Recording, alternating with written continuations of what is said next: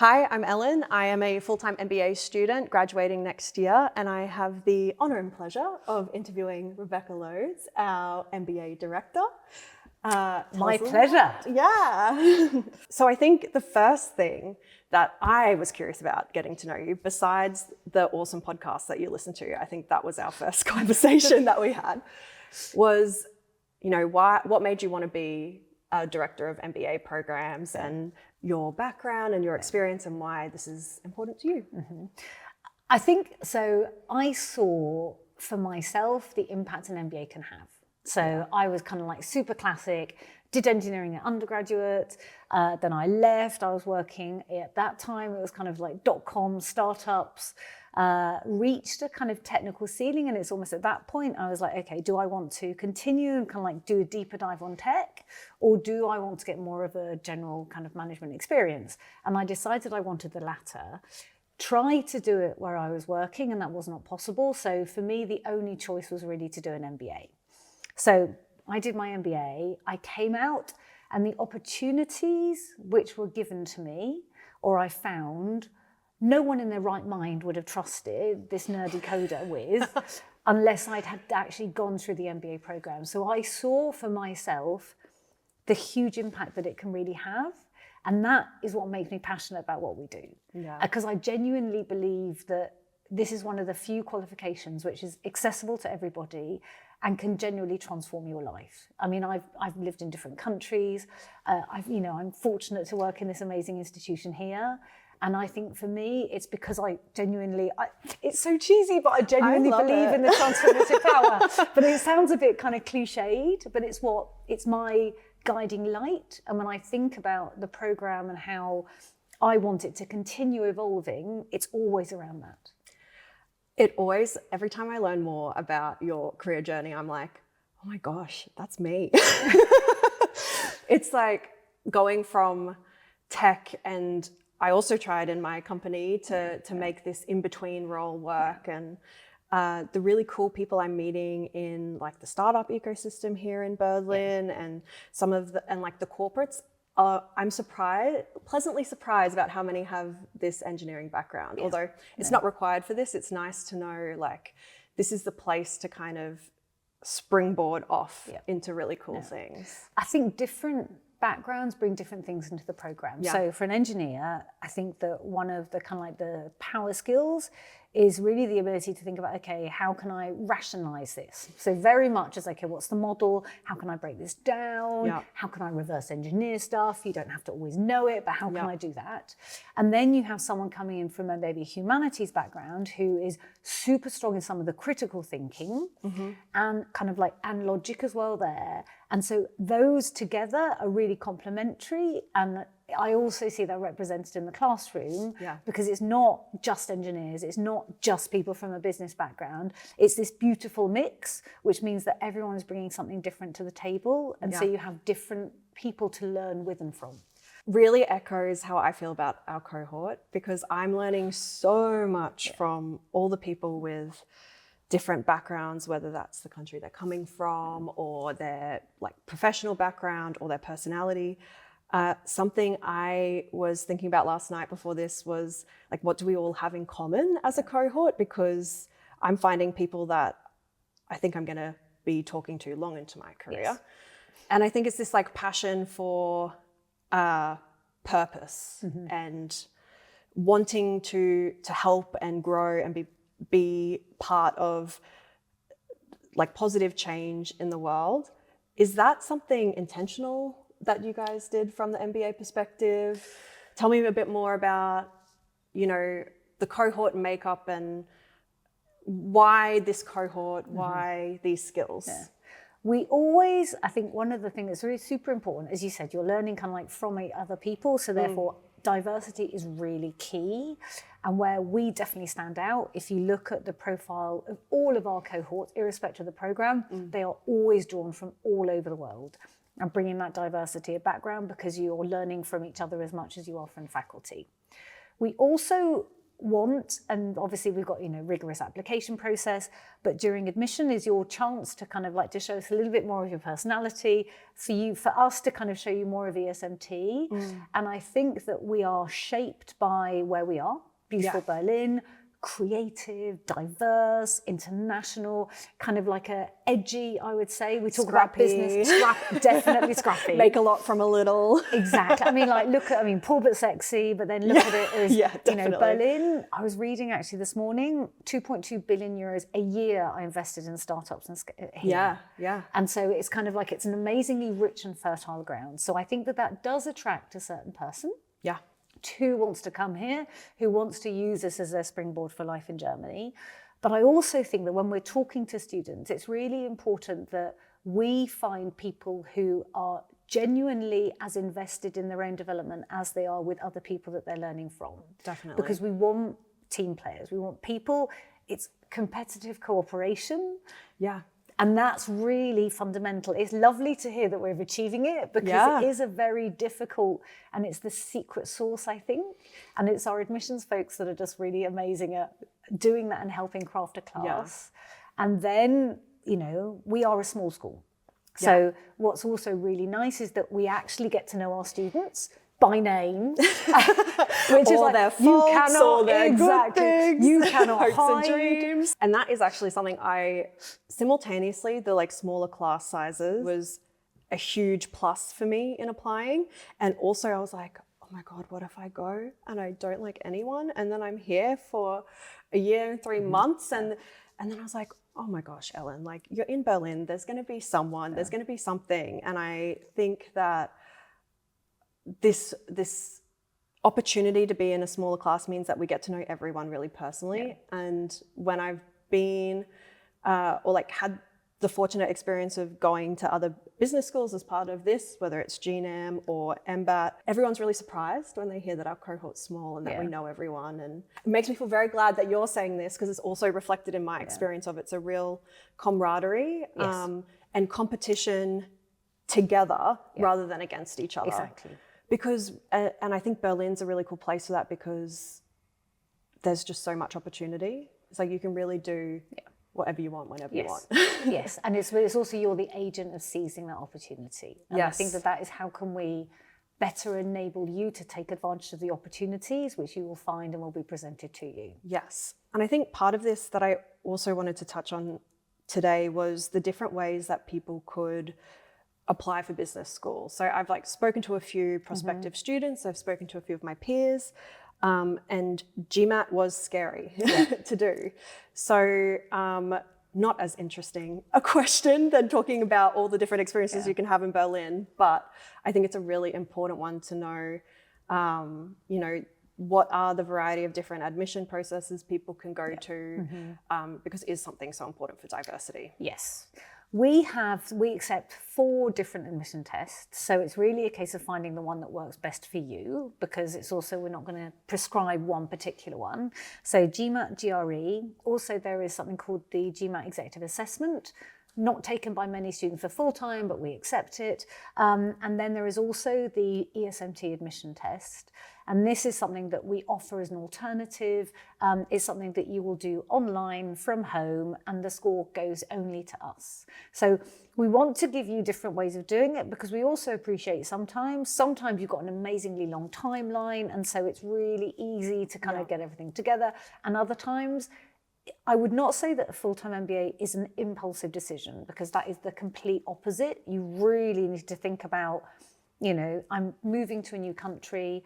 I am really making a life-changing choice, and it genuinely is a life-changing choice. Yeah. So we will do want people who've given this serious consideration, but we also know that sometimes tests can be scary. Yes. So therefore, I think that what's really important is that we look at you as a package. So it's not that one thing is going to be the be all and end all and end up being the thing like, oh, wow, they didn't do this very well. It's really a case of we look at you holistically. We want to know about you as an individual. Yeah. We want to obviously know about your career, genuinely about what you want to do with your degree. Because if we cannot help you, or we believe that your goals are completely out of alignment, then we will say that, because I think it's really important that we are engaging in a certain sense in a mutual contract where you're trusting us. You're coming in with kind of like hopes, fears, you're investing time, everything. Stars in our eyes. Exactly. Yeah. And we want to make sure that we can help you realize those dreams. Yeah. And if we can't, we're very honest about the fact that maybe this is not the right fit for you. Yeah, that's actually something I had this strong sense of like grounding on our first day, because I remember you doing the first speech and you were saying, you're going to have far too much work to do and not enough time. And I was like, oh, thank goodness someone's acknowledging this. It's like part of this is like a safe playground to try new things, but also prioritize and focus. And it really made me feel like I made the right choice coming here, because like considering a bunch of different business schools around Europe, I don't know if many could come in with that attitude of you're here to make mistakes and we're here to support you to do that in a safe environment so you can get where you want to go. There's not really a question I have with that. I'm really pleased. Makes me feel really. Thank you, yes. Yeah, I think it's important to acknowledge, because if we don't, we do pressure test you. And I think, most schools do, the core 100%. is hardcore. But the one thing that's lovely is that once you have done that, you can really deal with anything. So we're kind of training you in how you get up to speed quickly, how you are able to process information, to be able to work through things, to really make sure that you are looking and identifying, ingesting, applying, experimenting, failing, learning. Yeah. And that's so important, because all of that stuff stands you in good stead later on in the program, and then in your kind of like career search, and in everything that you will be doing subsequent to that. For sure. Yeah, module 1 was challenging, but I'm now like, I can do anything. Yes. And actually it was really cool. I was really nervous to come back to full-time study, because I was such a nerd in my undergrad and was not practicing a lot of balance. And it was cool to be able to practice that here. So I don't know, I'm like, I made a great decision.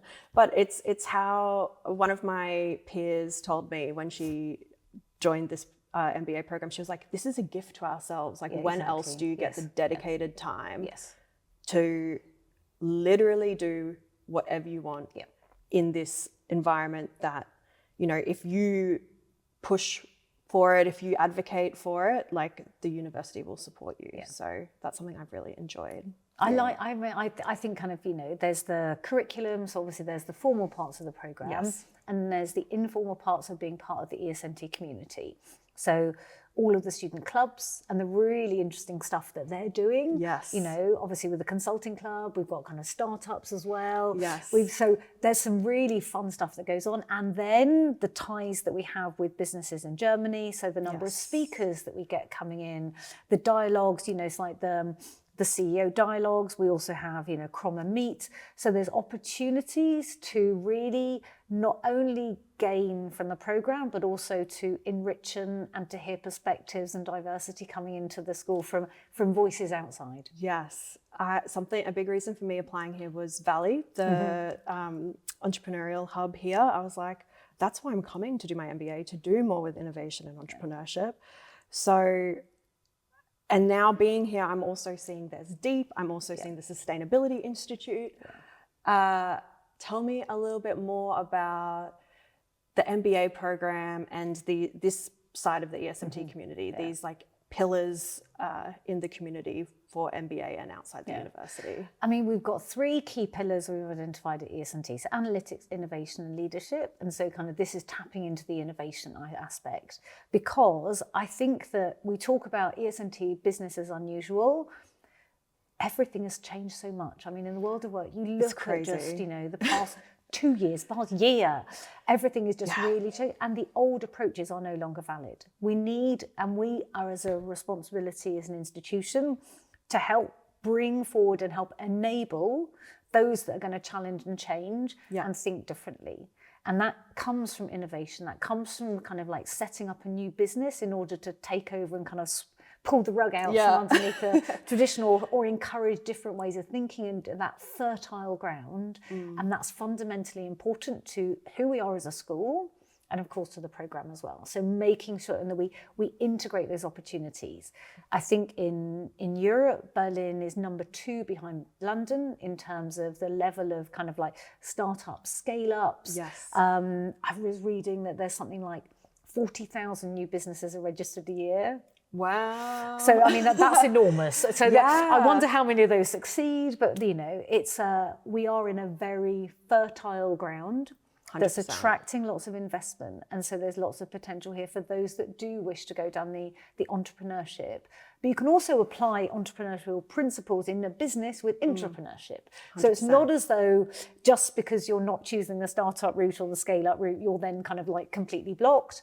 That's something which is really important. And actually, in terms of my own personal kind of career development, I've done new product development within existing organizations. And I've also worked with startups. I love that. I think I come from working in a big company, which was amazing and like gave all these opportunities. But the big companies of the world, because of their success, now have these structures in place that might be outdated. Yeah. And I inadvertently chose to do my MBA at a time where I'm like, oh wow, I've timed this great, because now I get to take these skills and go out into the world and start applying them. And one of the big shocks for me was, how do I be at university during the age of ChatGPT and LLMs? Yes. It has been a huge learning curve for me because bigger companies are taking a longer time to adopt an in-house solution. Mm-hmm. Where do you see the future of this sort of education, and how can it be a tool or a hindrance? Tell me a bit more about your opinions. Oh my word. I mean, I think ChatGPT, and I'm going to use ChatGPT as a moniker for all large language models and everything like that. Yeah. I think that it offers, as with anything, any tool offers huge potential, but of course there's enormous risks as well. So anything is like Shakespearean, is like, you know, your greatest strength becomes in excess your greatest weakness. Yes. And I think the same is true there.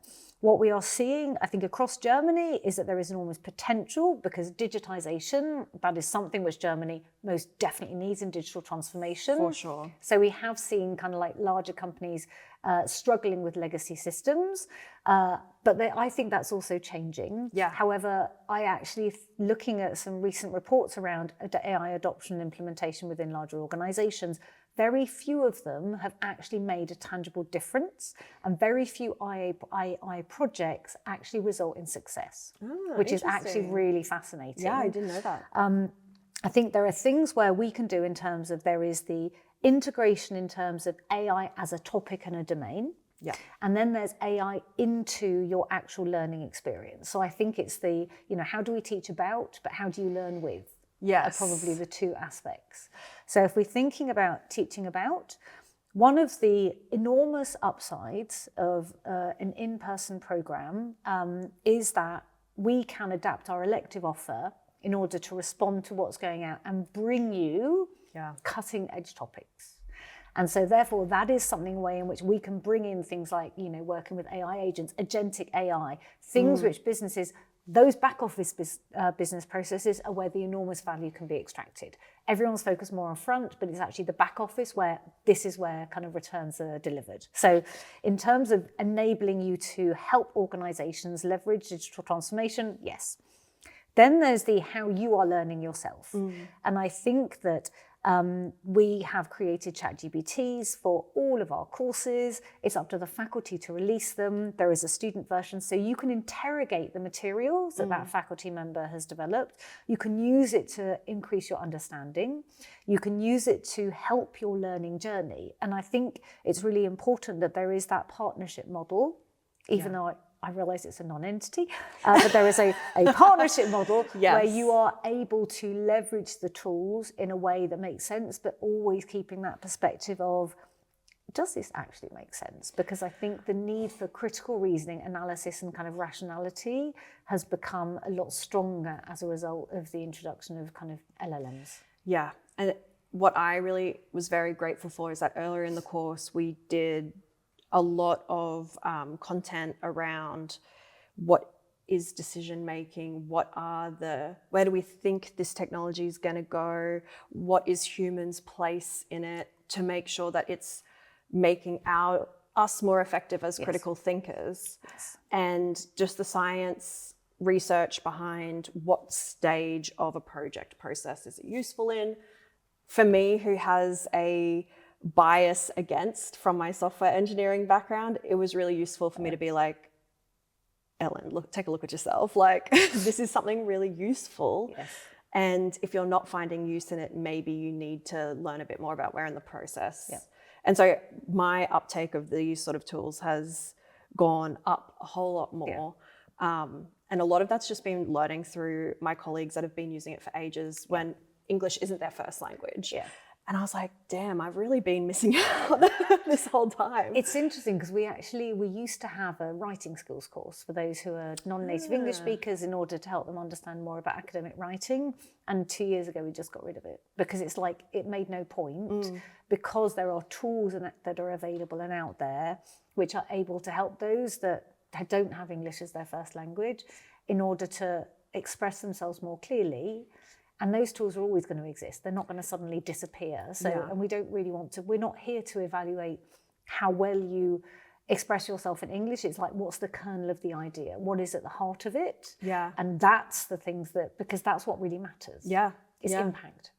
The impact of it, and then what tools can I take to scale that impact? And communication is one of those avenues. It makes me think about, so something I really liked about ESMT that I've learned since being here is you guys adapt the curriculum often and do feedback often. As much as filling in surveys brings me joy, it's cool to see evidence in the past that you've taken this on and applied it. So it helps me want to put the time into doing these surveys because it's like, oh, they actually like take this into account. And I see that with the second half of the program. So after we do module 1, which is everyone in the class all together, we then move on to our tracks, our electives, and the final project. Tell me a bit about the structure it is now, the future of what you see. A big appeal for me was a year didn't feel like long enough, and I really wanted practical application experience. So that 3 or 4 months at the end to do a capstone project was a huge appeal for me. Is this feedback you get from other cohorts? Tell me a little bit about each program is structured slightly differently. So in terms of, but with the full-time MBA, obviously core is essential because, you know, diversity means we need to ensure that everyone is able to perform the role of a general manager. So that is why we're covering all of the different aspects of business. So that's kind of like, let's get the basics so that everyone is equipped with the same kind of core set of tools. It's the equity piece, bringing everyone to the same level so that then we have more opportunity to choose. Then there's summer. So there's the sustainability in practice project, which is really good for those that kind of really want to do a deeper dive into sustainability in the practical realities of it. Because it's obviously working with an organization. And that's actually something where I read recently that, you know, less than 42% or something of US schools do not include any sustainability content in their MBA. Which is shocking to me. It's wild to me because I've been talking a lot to my cohort about this, of like, it really makes monetary sense and sense for the future. So, you know, it's just like a no-brainer. So we have sustainability practice. Obviously, we have German because you are in Germany.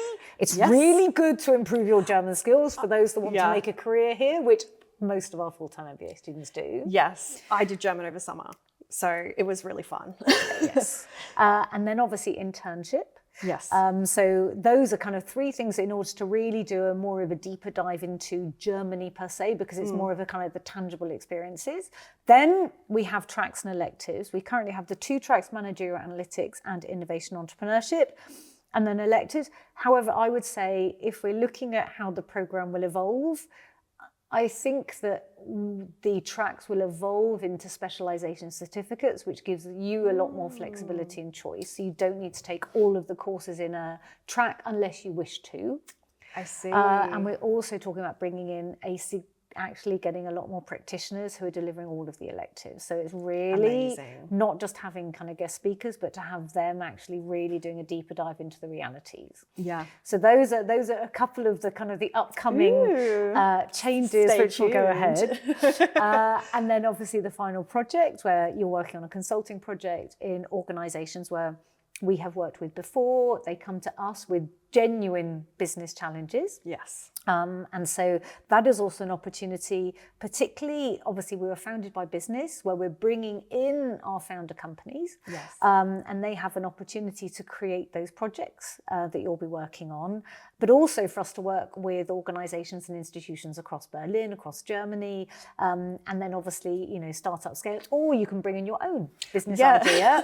Which is what I am doing, yes. Yes. No, it just happened that me and some of my peers had this idea that we'd been working on. And so it's a great opportunity to pursue that or to work with a really cool company. I know something that I find very cool is that it's a business school founded by businesses. And that, talking to a few of my peers, it's like a really big reason for people coming to this school and like being engaged. So tell me a little bit about how that has shaped the culture of the university and where you see those relationships going. Because as you said, the past 2 years alone in a snapshot, so much has changed in the world. So how do you see your connection to the corporate? I mean, our corporate relations are super important to us, and it has really helped ESMT to really grow and evolve quickly because we are young. So, founded 2002, so we are kind of the new kid on the block, and it wouldn't have been possible without their obviously initial investment, but also ongoing support. And we have our foundations in executive education. So executive education is probably the closest in some senses to businesses, particularly custom programs where you are working with an organization on a very specific business need that they have or organizational need. And those insights that we have from that feed obviously into the other programs and all the programs that we offer. So that I think is a very valuable position that not a lot of schools, it's very much we are around applied business. Yeah. We have amazing researchers here, so our faculty Incredible. are really, really good. I'm obsessed but it's around with so many of my lecturers. but it's also around how you're bringing in that business dimension, because Yeah. it should never be, I would argue, it should not be either one or the other, but it needs to be both. I think that is also our like engineering brains in the background being like applied science. Exactly. The art Yes. it's the art of Yes, applying yes, science. And I think you can say that about business as well. It's the art of applying science. Exactly. I've just absolutely loved the teaching staff here. Again, huge nerd. But I also think there's been something for everyone across the teaching staff. And you can go, I've caught up with a few of the professors post-class and they've always, given me the time, at least for a coffee. For me to be like, how did you choose this career? How did you get into this? I think with the faculty, what's really lovely is that, again, and this touches on the fact that we're a small school, is the fact that you can kind of like, oi, come with me for a coffee. That there is that ability for you to go back, to ask questions, and then when you return as an alumnus, I mean, there is still that same option that you go like, oi, that didn't work out, tell me more about it. And I think that's also one of the things where I know choosing a full-time study program is a big decision. I think one of the things where it does help if you're doing part-time is that you do have that opportunity to immediately put something into practice and then feedback. Exactly. So you have an easier cycle, which is why it's also more important for us in the full-time MBA to ensure that we're building in opportunities for you to put your skills to work. Yes. Because we need to develop that, because, learning something in abstract without trying to apply it does not help. And I think we do learn by making mistakes and by failing and things not going right. Those are the things which teach us and that forge us, versus when everything works fine or you think it's going to work fine and then the rubber hits the road. I've planned it perfectly. And it's like, yes. Exactly. But in execution. Yes. This reminds me of what I was going to say. So the lecturers and professors, I notice, take a lot of cases from talking to people in the executive education program. And I really like that it feeds back through. We get to hear stories and cases written by the faculty in tandem with people who are coming here and learning about how to solve like real business problems. And that sort of teaching method of cases and discussion and plenary discussion and all that sort of thing really opens up the opportunity to apply some of these things in class. I think cases are fantastic vehicles by which, in a certain sense, the case itself does matter, but it's also the discussion and the conversation that it encourages around it, because that's where you also start to see how a case may seem very straightforward to you coming from this industry, coming from this perspective. It's like, oh my word, this is completely different, understood in a different way. Very different variables kind of like come into play, or factors.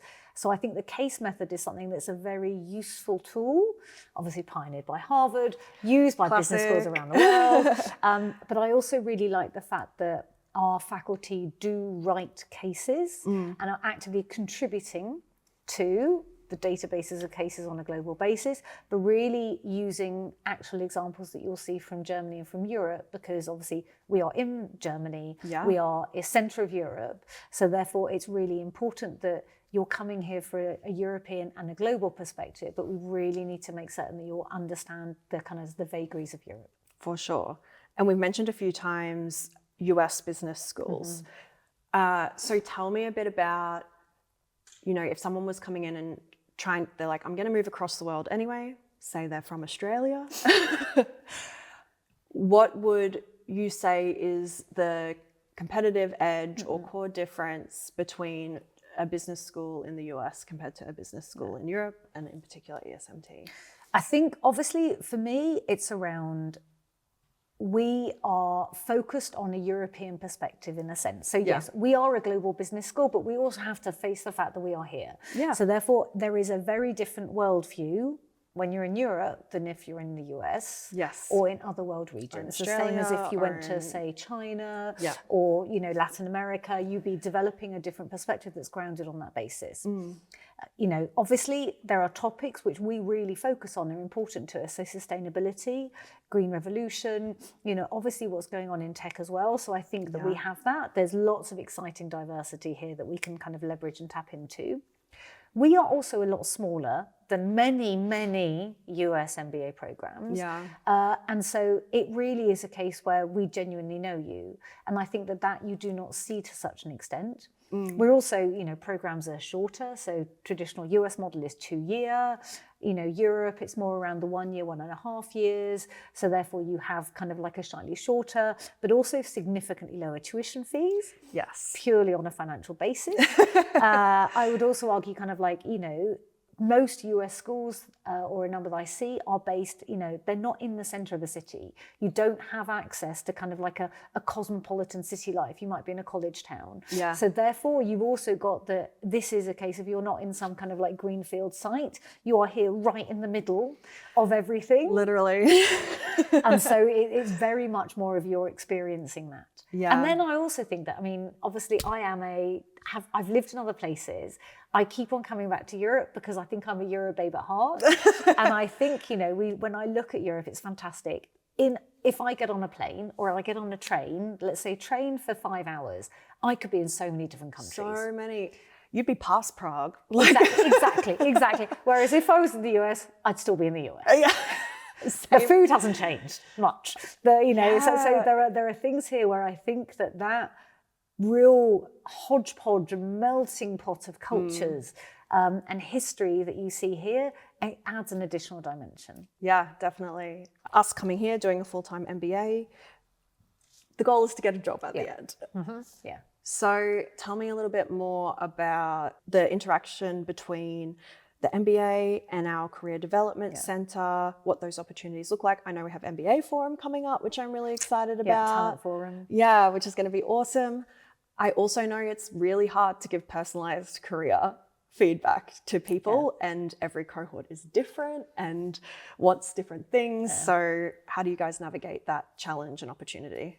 I think it's really important to think of the Career Development Centre as they are there to help you help yourself. And I think sometimes there is an assumption that they've suddenly got a magic list of jobs which all of the graduates can walk into without having to do anything. And that's something where I think we are quite upfront because we are not a job placement service. And that's something, Yeah. you know, you do that, that's not what a business school or any university is. We are here to give you tools that enable you then to go and apply them. Yeah. However, where I think that our careers folks are really strong is in terms of working with each of our students on a one-to-one basis. Yeah. You also receive a coach. So you not only have the coaching and support from our careers team, but you also have your own personal coach in order to really dig into understanding, okay, what do I want to do? Yeah. What do I want to be when I grow up? What are my strengths? How do I know I have strengths? Exactly.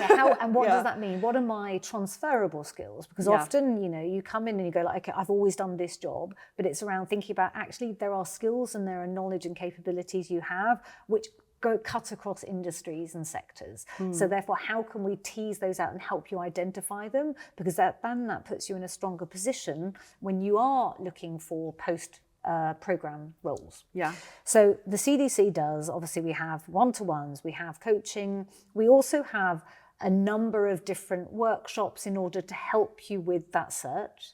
So there are things and interventions that we do, but then we have, you know, in June, our annual alumni meeting, Yeah. fantastic opportunity to connect with our alumni. We also have our alumni mentoring. So there's a mentoring program where you can be matched with an alumnus in order to build that into your career. And that is something where we want to actually deepen that a lot more in the full-time MBA program in particular and build stronger connections with our executive MBA. This is currently in the works. Well, that's which I love, because that is something that we've been talking about in our cohort a lot, is like, oh my gosh, there's all these amazing people coming to university. We're always here. How can we meet them? But you're right, the success of that is very dependent on the student and the cohort taking the initiative and like recognizing the importance of that sort of thing. And this is sometimes where Berlin actually can come to bite us, because students love Berlin so much they don't want to leave. and sometimes your perfect job opportunity may not be in Berlin. And that's something where it's a case of kind of recognizing that there are, you know, obviously the DACH, if you're speaking German, the DACH region, you know, Germany, Austria and Switzerland, fantastic. But there are also other countries in Europe. Now, obviously our stronger networks are in Germany. You know, every single business school, they have their strongest network domestically. Of course, so yes, we have that. But it's also obviously Munich, you know, really fantastic place. That's our largest alumni community outside of Berlin. I didn't know that, cool. But also, you know, Frankfurt, Stuttgart, Düsseldorf, Bonn. So there are many other places to work. Yeah, like one of my peers did an internship in Nuremberg. Like there's a lot of opportunities. It's hard though, because Berlin is amazing. So I feel that that struggle. Yeah, Especially, but I also think that's where the kind of like the startups and the scale-ups come in. It's such a huge opportunity. There are so many opportunities that are here. For you to kind of to put your MBA to practice. Yeah, and I'm seeing more, and like Zalando as well, being based in Berlin, is a huge supporter you know, doing really, really cool, innovative stuff. Recognized HelloFresh, you know, delivery hero. Yes. All these companies that I would argue have scaled up and are like on the next now.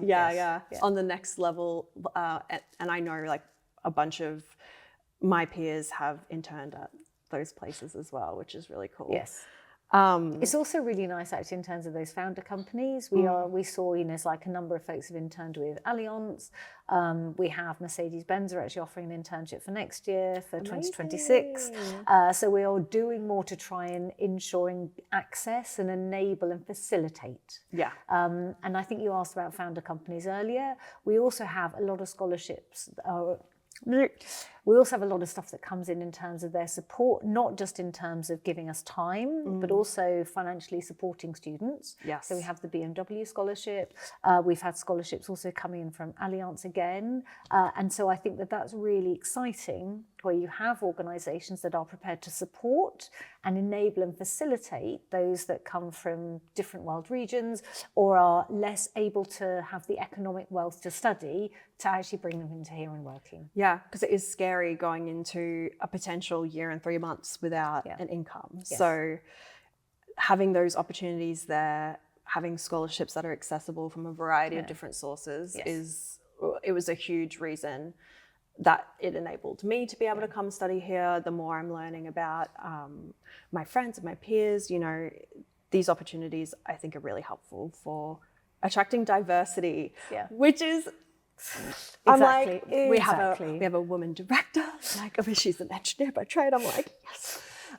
All right, so I've loved the professors that I've had here, and I've learned Excellent. a lot from them. Organizational behavior was like such an eye-opener for me, and I absolutely loved, working with Eric, and was really inspired by a lot of his research. I know it's actually feeding into the final project. Yes. Yes, I've seen the business some idea. social network analysis. Yeah. Yes. But he's not all. We've had some really, really great lectures. Tell me a bit more about the research environment here and how important that is, because that's actually something I wasn't aware of when I applied. I think what's really important is when we are looking for new faculty to join, we seek those unicorns which are able to research, but also to be able to teach. Yes. So they can bring kind of like what they have discovered, what they are finding, the avenues that they're exploring specifically into the content. Now, obviously, you need to know kind of like, okay, we need to know the fundamentals of economics, innovate, you've got those things. Exactly. But it's really important that we are bringing in contemporary issues and what is going on. And that's where I think there's a wonderful synergy. Yeah. Also, electives are also an opportunity for faculty to bring in some of their specific interests and to really play to their strengths. So, a lot around, business models, platform economics. Doing Around business sustainability is what I'm doing right now. And yes. Hannah is fantastic, Yes. learning a lot. Yes. So it's really, we're really strong in things like around sustainable finance. Yes. So there are a lot of elements there. And that I think is what makes it exciting for a faculty member and exciting for a student as well, because this isn't just like, oh, it's the same old, same old. These are things which are specific to that individual, and they're bringing their passion and their interest into the classroom. And I feel that as a student, we contribute a lot to the discussion as well. My favorite classes are the ones that are more interactive, mainly because I can't keep my mouth shut, but it's because I'm learning things in a really engaging way. So but faculty also enjoy that interaction. So that's something where, I don't know if you're also on day one, I was like, it's really important that you're present, that you're participating, that you are that, because that makes it much more enjoyable from a teacher perspective and also from from a student perspective. So I think that's when we see kind of like really good stuff happen. Yeah, like one of my track courses on corporate innovation, I know Angeliki tailored the last session for our class because of the conversations we had. Yeah. And that was more around like, how do we take these concepts into our career? Mm-hmm. And so because we have that personalized approach, the faculty are able to like have this impact on the class that I really appreciate, because now I can map my career as a network because of that class that, wouldn't have been there unless we had been engaged. Yeah. Excellent. Excellent. Now you mentioned tracks. Yes. And so one of the things in terms of how the program has evolved and will continue to evolve is we took the decision a couple of years ago to actually remove the strategic leadership track. So now we have 2 tracks instead of 3. And a major driver is when I looked at the courses which we were offering as part of that, they are not specific. And all of us, it's like you're doing the MBA, it's so fundamentally important that we are working as much on your leadership and personal development as on your knowledge, your know-how and your know-what. Yes. And so now we have a specific module. It's a module in terms of how it's blocked, but you will see it scattered throughout the program of a number of courses which are designed to help support you in your emerging role as a leader. And that's something that I am super pleased. It's lovely to see how that has evolved. It's really good to see the feedback from students so that everyone gets to benefit from strategy execution, from leadership under pressure, leading with psychological intelligence, leading through networks. And that's kind of like it. That helps make my job more enjoyable. Yeah, and I really enjoy those classes as well. They're often the ones that we get to stop and reflect a lot about, reflecting on our own experiences with leaders we admire or leaders we maybe don't want to emulate in the future, and being able to put science-backed frameworks behind them. That's been, I feel very privileged that we get to all have that experience, especially because I know a lot of the lecturers for that stream are like visiting lecturers too, that are experts in their field. Yeah. Learning about luck was really cool, and contrarian points of view. And I think it's it's a really cool opportunity to also, as you said before, see that broader European lens on business and stuff like that. Yeah. Me or another nondescript MBA alumni emails you, contacts you, you see their LinkedIn post in like 5 to 10 years. What would make you really proud or happy about the work you've done? I'd like to see that actually we made a difference. When you know, if I was looking, if it was purely just I'm stalking them on LinkedIn. Yeah. So I kind of like, I look at their career and I see that something changed when they came here. Yeah. And that for me is really heartening because that meant that we had an impact. And so learning about how, when I meet alumni, it's okay, you know, what do you still remember? What was your takeaway? What's been the most valuable? Those are so good to hear because that helps us understand as well when we're thinking about the program is, okay, where are the things which actually genuinely stick? Yeah. Because we want what we're doing to stick. We want it to be a toolbox that you keep on opening up, that maybe you've brought in other tools and you've added them to that toolbox to push this analogy as far as it can go. But effectively that your toolbox got a big ESMT sticker on the outside. Yeah. And these are things which you are using in your daily work and practice and help frame what you do. Then I feel that we have done a good job. No, I love that. Yeah, Eric Peterson will live with me forever. Not literally. Yeah, not literally. Oh God, no.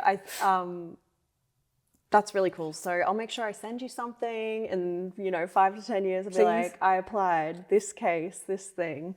I still use bits from there are still definitely there are things there which I use, and I kind of smile actually when I use them because I'm like, I remember where I first learned about this, and at the time it was coming in the UK. You do engineering, you do only engineering. Yeah. I mean, it was 4 years of engineering. Yes. So mech eng, kind of like on my word. So being exposed to all these, now is kind of like run of the mill, and now like, well, I know it now, but at the time it's like, marketing, finance, all of those concepts, which is like, poof.